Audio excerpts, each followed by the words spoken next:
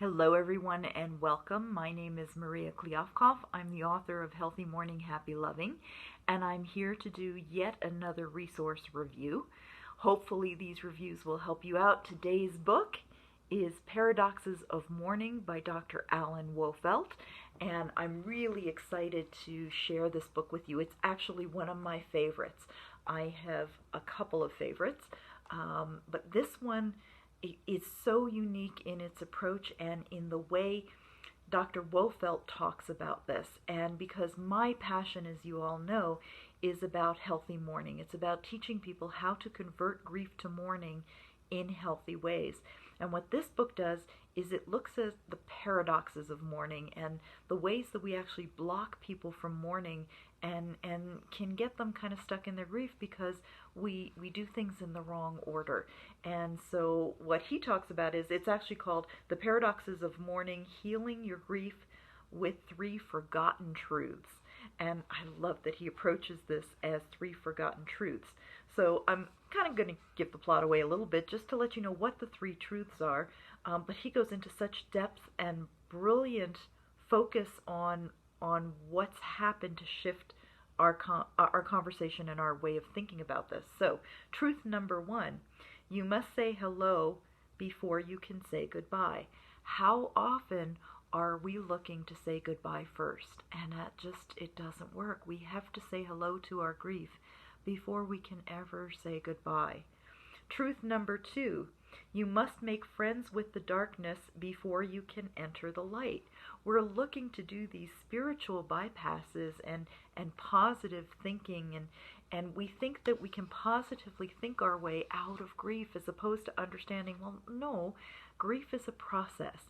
And it's a journey that requires us to go through the conversion of grief to mourning, which requires us to think the things we're thinking and feel the things we're feeling and move through them and evolve them, right? But we have to go into the darkness of that before we can hit the light of it. Truth number 3, you must go backwards before you can go forwards.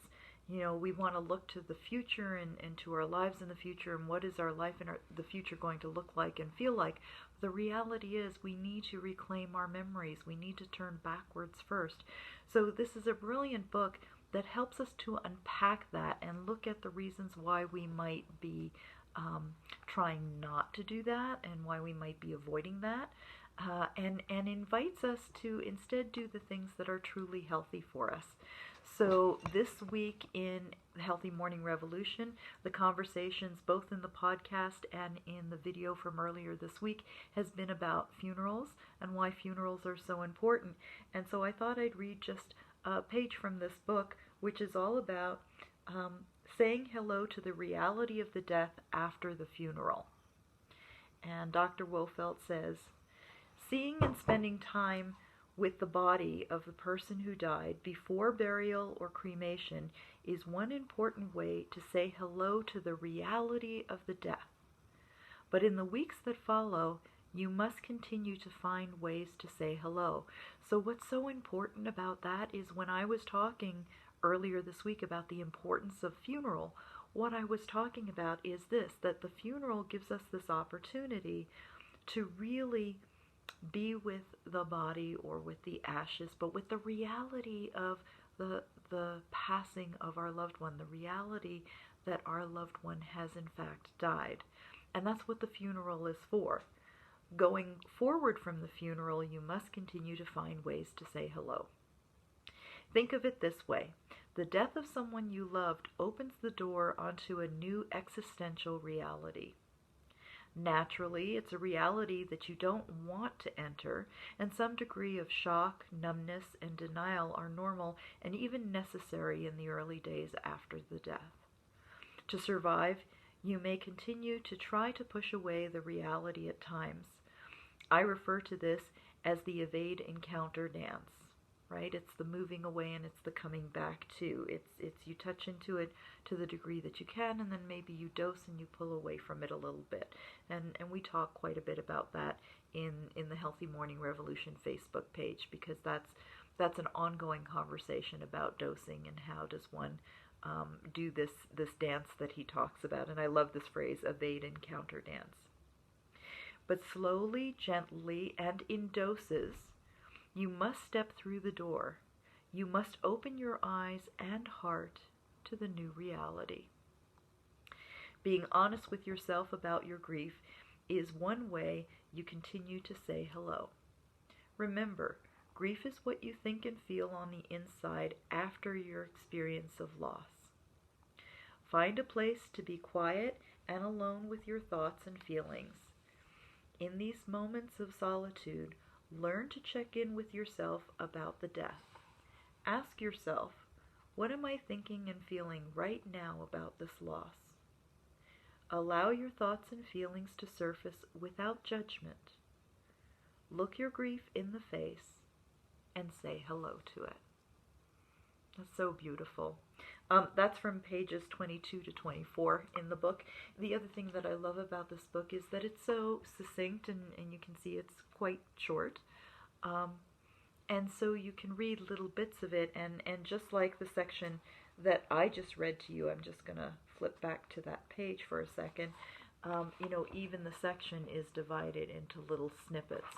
So it's very digestible, which is an important part of a resource. You want a resource that you can work with, that you can digest at your pace and in your time. Because here's the thing. You have to move in a pace that is reasonable for you. And the one thing that we know all grief symptoms do is all grief symptoms, whether they're physical, mental, emotional, spiritual, they're all asking you to slow down. And so we want resource materials that invite us to slow down and allow us to do just little bits, little doses, little pieces at a time. So if you're looking for a book that can support you in this, I highly recommend The Paradoxes of Mourning. And it's a lovely exploration that will set you up really well on your grief journey and learning how to convert your grief to mourning. I will put all of the links below. The links will get you to the podcast. So if you want to learn more about the importance of rituals, I talk there this week about the different rituals that you may use over the course of a year or two of a grief journey, because usually a funeral is not enough. You can't just do a one and done, because the loss is so great and you go through many different steps as you go through your grief journey. And so we look at the different rituals there. So I'll put the link to the podcast. I'll put the link to healthymourning.com, because if you want other resources, if you want to know how to get a hold of me, we can do a private consultation together. You can also sign up for the free Healthy Mourning Revolution live launch, which is coming up. Just go to healthymourning.com and click on the live launch link and join us there. Until next time, it is my great honor and privilege to be with you on this journey. Wishing you ease and grace. Namaste.